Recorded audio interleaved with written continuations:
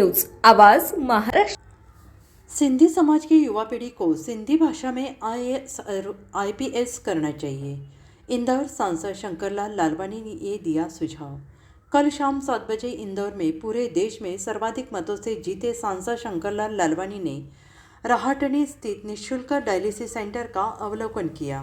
इस दौरे के दौरान उन्होंने पूरे डायलिसिस सेंटर की जानकारी ली।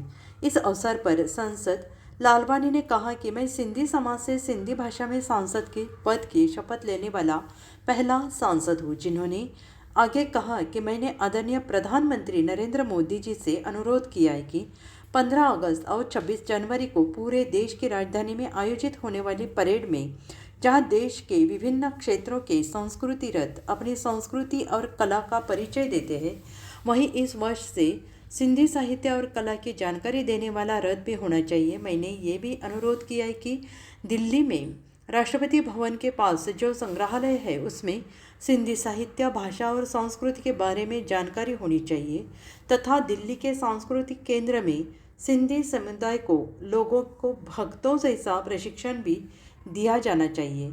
कार्यक्रम की शुरुआत पहलगाम में हुए कायराना हमले में शहीद हुए हिंदू नागरिकों को श्रद्धांजलि देने के साथ हुई। यह डायलिसिस सेंटर सिंधी समाज के बड़े व्यवसायी आडवाणी के आर्थिक सहयोग और मनोहर पहरवानी के मार्गदर्शन में चलाया जाता है और ये पूरी तरह निःशुल्क है। यह विशेष रूप से महत्वपूर्ण है। कार्यक्रम में मुख्य अतिथि के रूप में हरियाणा के सोनीपत निवासी ईशान ठाकुर, सिंधी भाषा के यूट्यूब चैनल और social media networker driven Hazari और डायलिसिस सेंटर के CEO मनोहर पहरवानी मौजूद थे। और इस अवसर पर सिंधी समाज के विभिन्न संगठनों के पदाधिकारी मनोहर जेठवानी, श्रीचंद नागराणी, महेश मोटवानी, हीरालाल रिजवानी, सुशील बजाज, तुलसीदास तलरेजा, इंदर बजाज, मोती चुघवानी, अशोक लुल्ला, आतम प्रकाश मटई, सुरिंदर मंगवानी एवं अन्य समाजजन बड़ी संख्या में उपस्थित थे।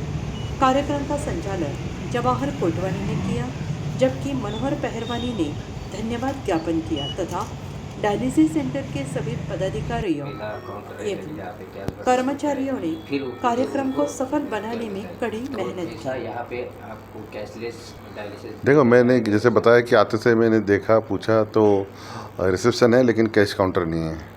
तो ये दर्शाता है कि यहाँ 1 रुपया भी नहीं लिया जाता है और पूर्णतः 100% निःशुल्क है और एक सेवा के रूप में किया जाता है। तो चैरिटेबल फाउंडेशन के सभी हमारे और सभी लोगों को ऐसी जाति धर्म के आधार पे नहीं, जिनको भी आवश्यकता है उनको इसको इलाज उपलब्ध है। एक बहुत बड़ा संदेश है समाज के लिए कि इस प्रकार भी सेवा की जा सकती है।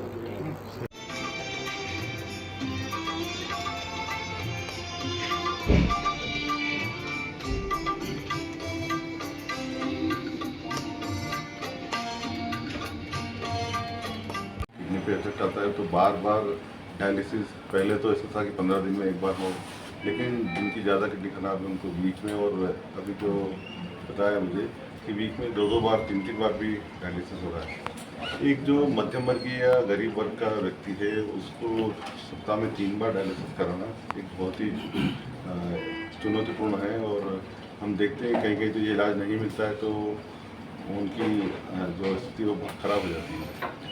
तो मैं फाउंडेशन को बधाई देना चाहता हूँ कि जिन्होंने चैरिटेबल, और यहाँ मैंने देखा कि कोई कैश काउंटर नहीं हो।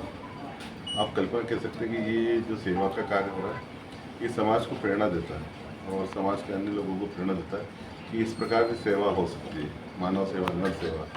तो मैं फाउंडेशन को बधाई देता हूँ और मैंने इस प्रकार की सेवा कार्य जिनको इलाज हो रहा है, बहुत सारे लोगों का इलाज हो रहा है, तो उनका जो पुण्य है वो इनको मिलेगा निश्चित तौर पे, और ये हमें समाज की प्रेरणा देंगे। इसमें पैसे लेने का प्रावधान ही नहीं है। कंपनी एटे है, उसमें हमको कुछ भी लेने का प्रावधान नहीं है। जो भी हमारे दोस्त लोग ये वो हमारे तरफ से, सबकी तरफ से जो डोनेशन हम लोग दे के ये काम कार्य कर रहे हैं और अभी हमको और ये कार्य और बढ़ाना है।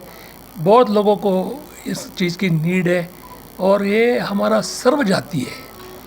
हर जात के लोग हमारे पास है, हम उनकी फ्री सेवा करते हैं। और आज 5वां बरस चालू है, 4 बरस कंप्लीट हो गए, 5वां बरस अभी चालू है। सेवा में सबसे बड़ी बात क्या है, आप देखिए हम सेवा तो कर रहे हैं लेकिन हमारे मनोहर फेरवानी और आडवाणी साहब, they can prolong someone's life. इसमें जो मुख्य धारा ये है कि आप जब डायलिसिस रुकते हैं तो आपका जीवन रुक जाता है, और जब तक डायलिसिस चलता है तो आप उनके लाइफ को दिन दे रहे हैं। तो ये हमारा सौभाग्य है कि हमको ये सेवा करने का मौका मिला ANP की तरफ से। धन्यवाद।